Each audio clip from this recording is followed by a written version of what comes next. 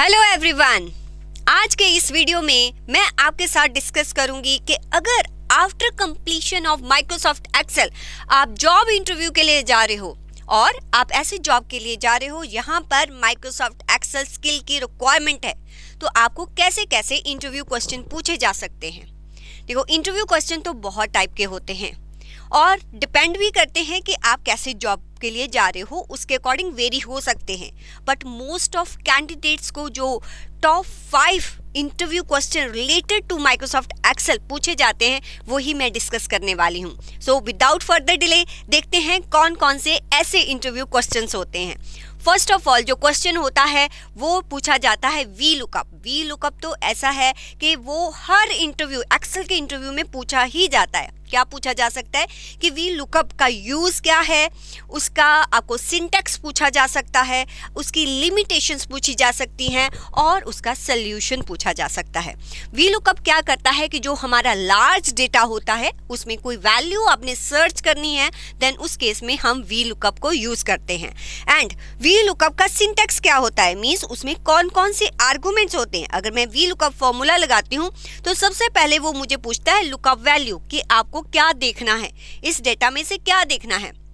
तो आप lookup value देते हैं। तो यहाँ पर मान लीजिए कोई लुकअप वैल्यू है, आपने लुकअप वैल्यू दी, फिर आपको पूछता है कि टेबल एरे किस टेबल में से देखना है। तो आप उस टेबल को जो है वो सिलेक्ट कर लेते हो, टेबल को सिलेक्ट करते हो और आप इस टेबल को क्या कर देते हो, एब्सोल्यूट कर देते हो। एब्सोल्यूट का मतलब क्या है कि आपने इस टेबल को क्या कर दिया, फिक्स कर दिया। तो फिक्स करने के बाद आपको जितना भी टेबल है आपने उसकी वैल्यू को फिक्स कर देना है। फिक्स करने के बाद थर्ड आर्गुमेंट जो आपसे पूछता है that is related to column. Means वो जो भी वैल्यू है, मान लीजिए हम कहते हैं कि हम ऑर्डर आईडी दे रहे हैं, उस ऑर्डर आईडी के अकॉर्डिंग हमें कैटेगरी बताए। तो कैटेगरी जो है वो किस कॉलम में है। जैसे ही आप टेबल एरे देते हो तो उसके लिए ये फर्स्ट कॉलम है, सेकंड कॉलम है, ये थर्ड है, तो आप यहाँ पर थर्ड लिख देते हो।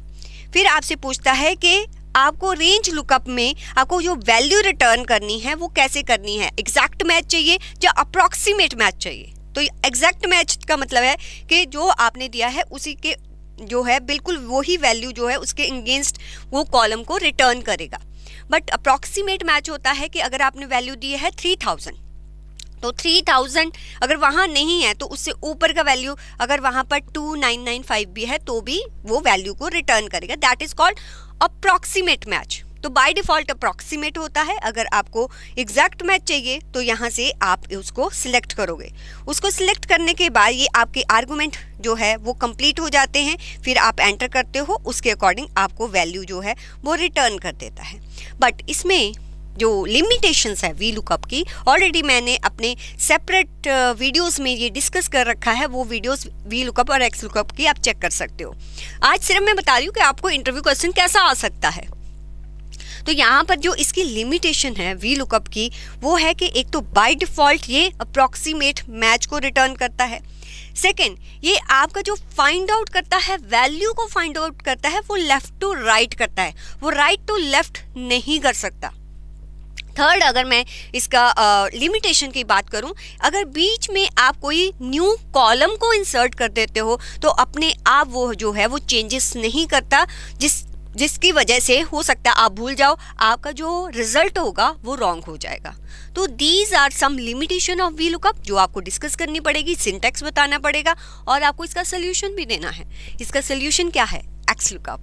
तो एक्स लुकअप जो है ऑलरेडी लेक्चर में बताया हुआ है, वो कैसे है, वो बहुत ही डायनेमिक फंक्शन है। उसका यूज़ करके आप अपनी जो वैल्यू को सर्च कर सकते हो।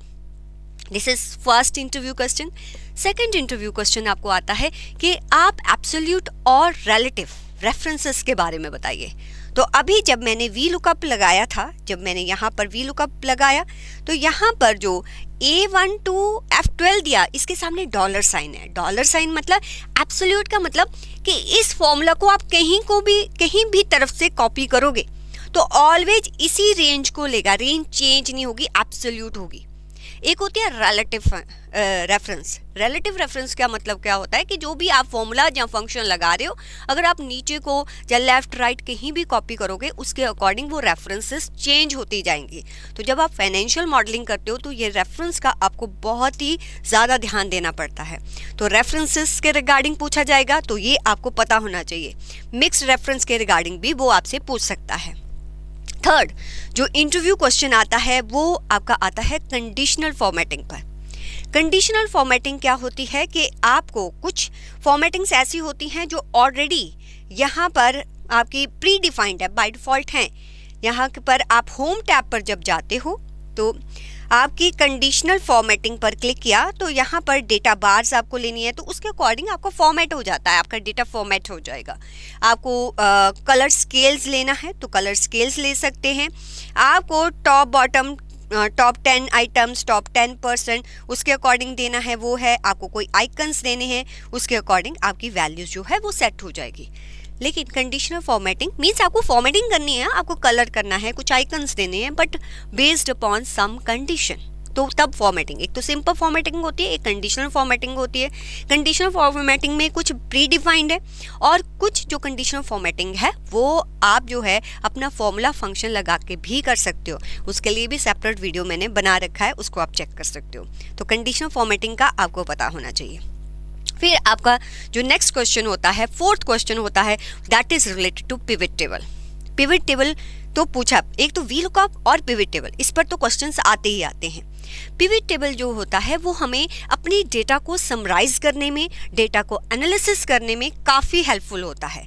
तो यहाँ पर पिवट टेबल में बहुत सारे डायनेमिक टूल्स होते हैं, तो आप पिवट टेबल का यूज़ करके और पिवट चार्ट्स का यूज़ करके अपने डेटा को जो है प्रेजेंट कर सकते हो, उसका एनालिसिस कर सकते हो, और वहाँ पर आपको फंक्शन और फॉर्मूला वहाँ पर प्री डिफाइंड होते हैं। तो आपको सिर्फ कॉलम और रोज़ को लगाना है, बाकी सब कुछ जो है पिवट टेबल जो है आपको अरेंज करके देगा। तो आप अगर पिवट टेबल का यूज़ करते हो तो आप इजीली जो डैशबोर्ड्स हैं, पिवट चार्ट्स होते हैं, वो डैशबोर्ड्स के थ्रू अपने डेटा को प्रेजेंट कर सकते हो। तो पिवट टेबल जो आपके डेटा को समराइज करने में और आपके डेटा को जो है एनालिसिस करने में काफ़ी हेल्पफुल होता है। तो this is the fourth question. Last question जो होता है वो पूछते हैं कि इफ़ नेस्टेड इफ़, क्या नेस्टेड इफ़ का कोई और सोल्यूशन भी है। देखो, इफ़ क्या कब यूज़ होता है, when there is two condition, कि ये होगा, येस होगा तो ये होगा, नो होगा तो ये होगा। मीन्स आपके 33% से ज़्यादा मार्क्स आएंगे तो पास हैं, otherwise fail. Means two condition है, तो आपको इफ़ फंक्शन जो है वो आपके जो भी रिक्वायरमेंट है उसको फुलफिल करता है। अगर दो से ज़्यादा आपकी कंडीशंस हो गई कि आपने अगर 33 से कम आए तो ये होगा, वो होगा, फिर अगर 50 से आए फर्स्ट ग्रेड होगा, और अगर 50 से नीचे आए तो B grade and all that, ऐसी बहुत सारी कंडीशन है। तो उस केस में हम जो है नेस्टेड इफ़ यूज़ करते हैं, इफ़ के अंदर इफ़। बट अब जो है आपके पास एक और फंक्शन आ गया है जिसको हम बोलते हैं इफ्स।